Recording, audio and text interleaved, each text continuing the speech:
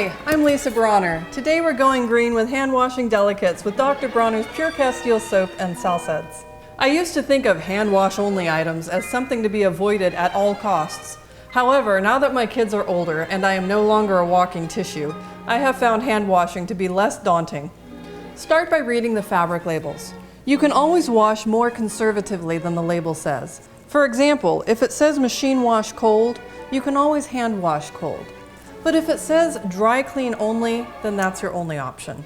However, bear in mind that traditional dry cleaning involves a super hazardous solvent called PERC, or perchloroethylene, linked repeatedly to cancer. So if you must dry clean an item, look for a greener dry cleaners. And when you get the item home, open it up out of the plastic and let it air out with good ventilation for several days. Generally, the more conservatively you wash your laundry, the longer it will last. If this is your first time washing the garment, you're going to want to test for color fastness by rubbing a damp white cloth on an interior seam. If the color comes off, that means you should wash the item by itself. If needed, you can try setting the color by soaking the garment in a bowl of water with a cup of vinegar. Even if you're pretty sure about the color fastness, it's a good idea to wash contrasting colors separately to avoid dye transfer.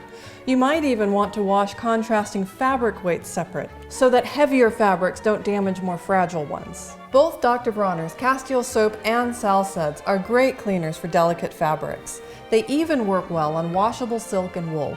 Today I'm going to hand wash the silky blouse. Now its label says to machine wash cold and tumble dry low, but instead, to be more conservative, I'm going to hand wash it cold and hang it to dry. Start with cold water in a sink or bowl. I estimate I have about a gallon here.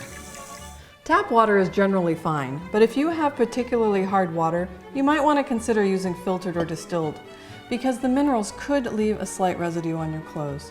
This is most important with silk and wool. Use about a capful of the Castile or half a cap of the Sal Suds.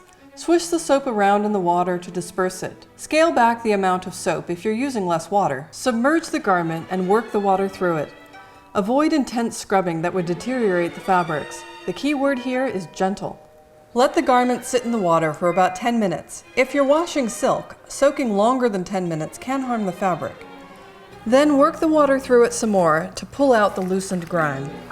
Refill the bowl or sink with cold water and swish the garment around to rinse it. Drain again, holding the garment to the side.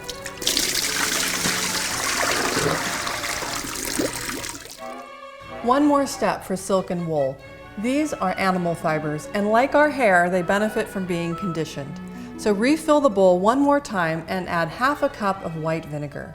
Swish the garment and rinse. Set the garment in an absorbent towel and enclose it. Press it gently to extract the drips. Don't wring it or twist it, which can warp or stretch the fabric.